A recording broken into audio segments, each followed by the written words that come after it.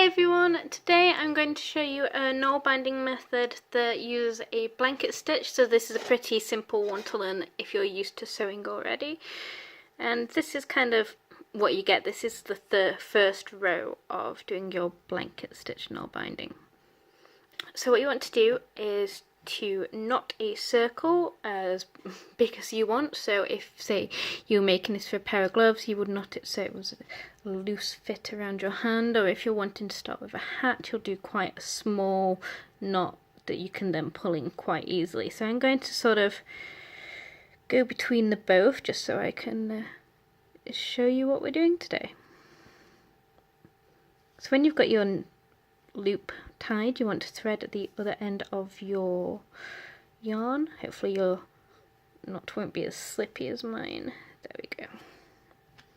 So today I'm using my pink plastic needle because I think this is just about the right thickness for this yarn. So all you need to do is go behind your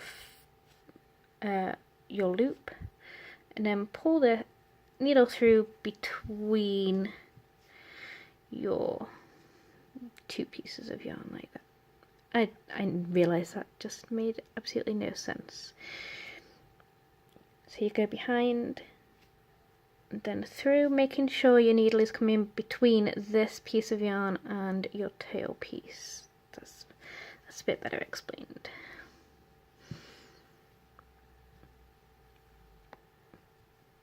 You kind of want to get them tight-ish, but not too tight that you're not going to be able to get into your second row. So you just keep going around like this until your loop is nice and full.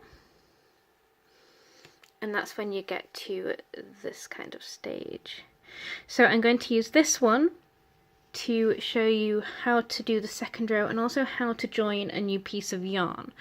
So you can do wet felting, which I have discussed in one of my other Nalbinding videos about joining yarn.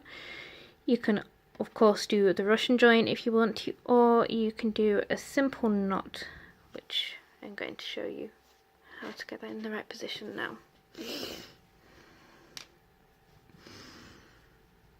So when it's come to tie your next piece of yarn on, do a simple flat knot, like so. I always do a double because it holds it nice and secure. The nice thing about this is it's so easy to get your knot on the inside of your project. Ooh. Made that a little bit long, that should be closer to the edge, but you get the idea. So then you want to take one of the tail ends of your knot, so I'll take the longer one, or the shorter one actually, because the shorter one seems to want to come to this side. And then when you are going through doing your blanket stitch, you want to make sure that you catch this tail piece under your stitch, well, in your stitch really. So you want to go into the bottom of your previous row like that, and go underneath that one and the tail piece, and then pull through.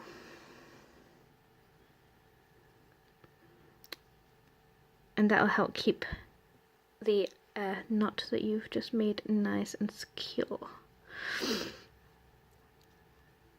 So again, you go into your bottom part of your blanket stitch from the last row, underneath the tail piece, and through like that. Ooh. And hopefully you don't get all kerfuffled like I am, because I kind of went round. There we go. It's because I'm doing this on the camera, so it's a little bit awkward to get in the right position for seeing what I'm doing. So you get the general idea.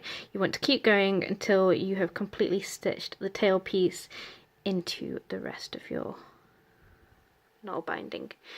And then when you haven't got a tail piece to stitch in, you just go into the bottom of your last blanket stitch and through. So you're doing blanket stitch into blanket stitch into blanket stitch.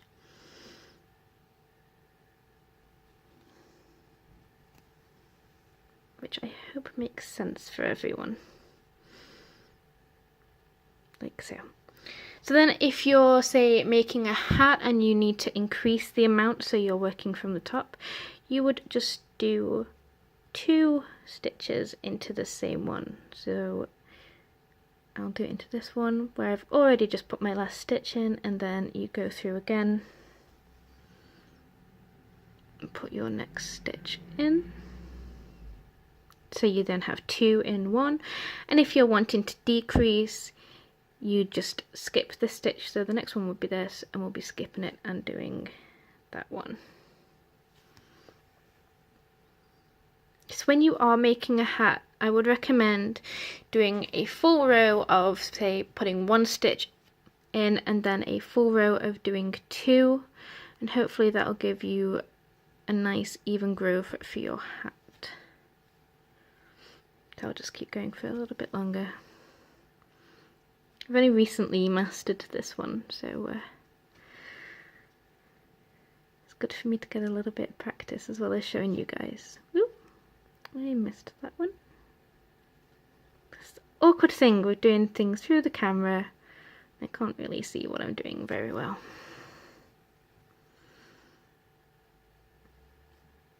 The nice thing about these stitches is that they're very easy to pull tight, so you can just give it an extra tug if you want it to be a bit tighter.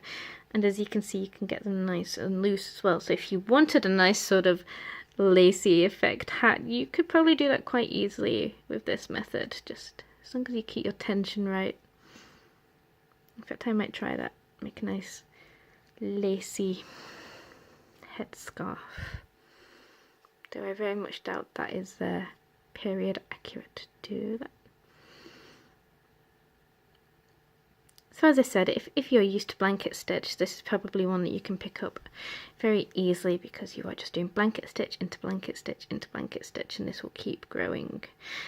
Like the Oslo stitch, this is another one for working on things that go in a round, so in a giant spiral, circle, column. I guess this will be in a column, that kind of thing.